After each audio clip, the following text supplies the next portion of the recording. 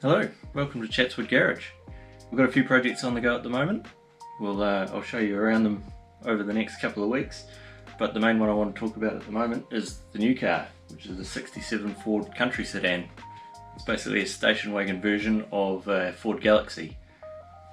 This car is a 390 cubic inch, so 6.5 litre, C6, 3-speed automatic. It seats 10, 3 in the front, 3 in the middle, and then there's 2 fold-up seats in the back, which sits 4 small people in the trunk area. It's pretty cool. We've been wanting one for quite a while. Tried to buy one for quite a few months and found lots of cars that had heaps of rust. And then this one that looked pretty rough, but is actually straight and pretty well rust free, despite being up in Montana. This car's been sitting for a long time. The seller reckons that it was last driven maybe 5 years ago and was started pretty regularly up until about 2 years ago.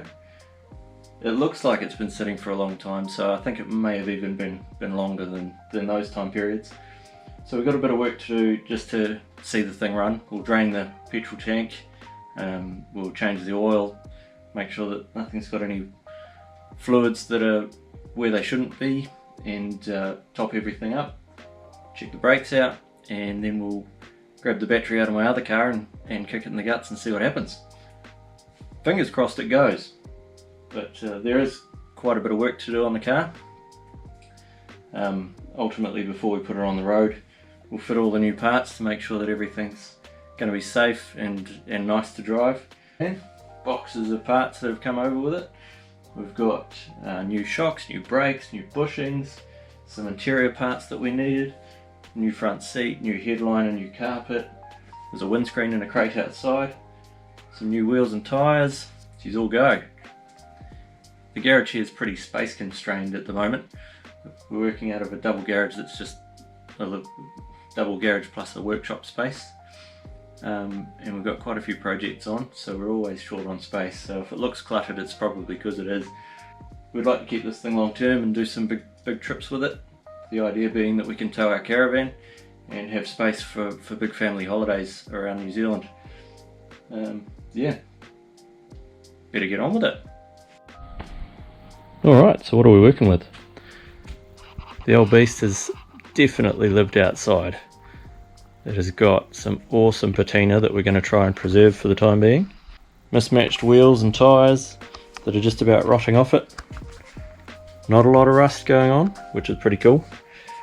It's got some horrible 90s seats in here that are just sitting there on blocks of wood. Carpet's gone, some rubbish from the trip home.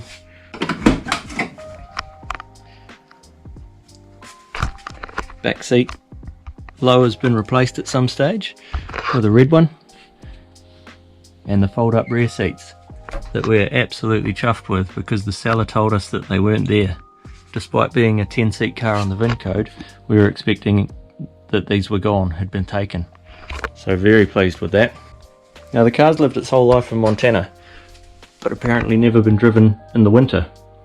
So it is pretty well rust free. There's a little spot of rust in this rear quarter on the far side, which is just amazing for a car from Montana. All the California and Texas cars that we looked at were absolutely rotten through the bottoms of the doors. All those cars were rotten along here and along the tailgate, and this one's got none of that, so we're very pleased. We've got all the original roof racks. They're up there. They had to be taken off for shipping. And as I said before, pretty space constrained in the garage at the moment, so this is all the mattresses out of our caravan, which is also a work in progress, even though it wasn't supposed to be. But more on that next week. Alright, into the business end of things. Here's your original 390 FE Ford big block. It has been fitted with a Holly 600 CFM, I think, carburetor. Everything's here. It's got power steering, power boosted brakes, but they are drum brakes all round. It's pretty messy in here. It all needs a good clean up, but it's pretty much all here, so we're off to a good start. Alright, looking around it, Here's something you don't find on cars in New Zealand. Thermo pump, 1000 watts, 120 volts. Install this side up, arrow pointing towards water pump. Follow the wires from it, blah blah blah blah blah. Here, what's this hanging out of the grill? So I'm picking that what that is a heater for the water to preheat the engine so that you can start it in your Montana winter in the snow. Not required in New Zealand because it doesn't get that cold. Here's Bella the dog, come to see what we're up to. Hey Bella. Alright, first order of business. We need to change the wheels. For motivational purposes mostly, to get it looking really cool in the shed. And secondly, to get rid of the big stack of wheels that's in the way. Boy am I looking forward to bolting these wheels on. I've had the wheels sitting here for months, waiting for a car to go on. It's finally here.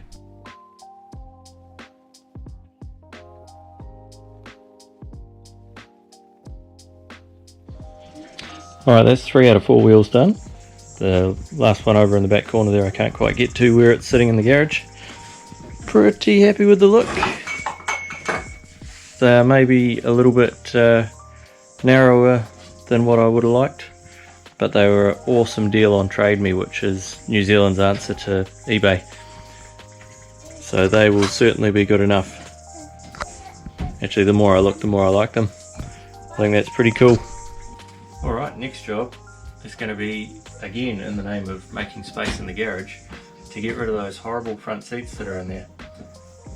These seats here I managed to buy from a place called Desert Valley Auto Parts in Arizona. They have quite a bit of Galaxy stuff, which was pretty cool. I ran around a lot of wreckers and they were the only ones that I could find that could sort out what I needed in a short time frame and get it to San Francisco so I could catch the boat with the car. They are filthy. There is so much Arizona desert in these things. They came with a warning that they would be next door to unusable without recovering due to having lived in the desert in a wrecker yard. But I don't actually think these are too bad by New Zealand standards. I would use these, so I'm going to give them a clean up. We'll probably chuck a blanket over them and they will definitely get us going on the road. So onward. Tool review time. This thing here is my wife's vacuum cleaner. What is it, Dad? What is it? It's a Dyson V8 stick vac. That's the normal attachment for it. But this thing appeared the other day and it is absolutely brilliant for doing the upholstery. So you can see this is covered in all sorts of hair and weird and wonderful stuff.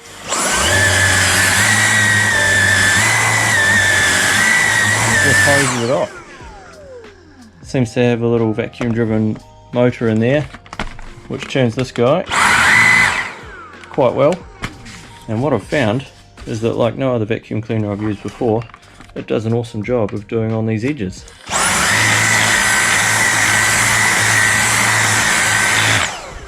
With anything else, so I'm pretty chuffed with this little toy. Highly recommended. We've got a couple of big dogs. You might have met Bella before, depending how I edit this. And we get a lot of dog hair. And this has made the housework so much easier having this thing. It's easy to charge, you just pick it up off the wall and go. This seat's got such an insane amount of dirt and dust and crap in it that I'm actually going to wear one of these.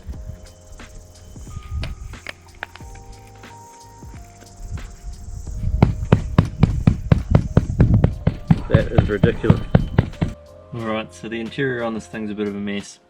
It's got these horrible weird seats. They're very comfortable. I can see why somebody would have wanted to put them in, but man are they ugly.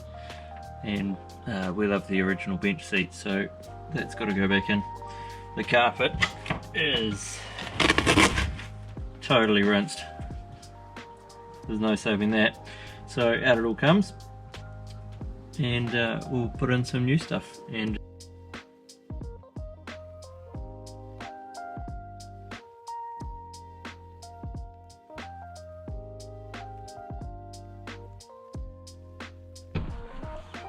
alright, carpets are out.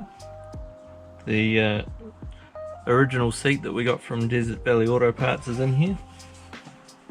It's pretty faded and a bit gross looking, but it's definitely going to do the job, and it is good enough for New Zealand. We might get some fabric or a blanket or something to go over it to cover up all the funny colours, but it is more than good enough for what we need. So that's a good motivation, because now I can sit in here properly and make brum brum noises. And next thing I'm going to do is dump the old oil and keep moving towards having a crack at starting it.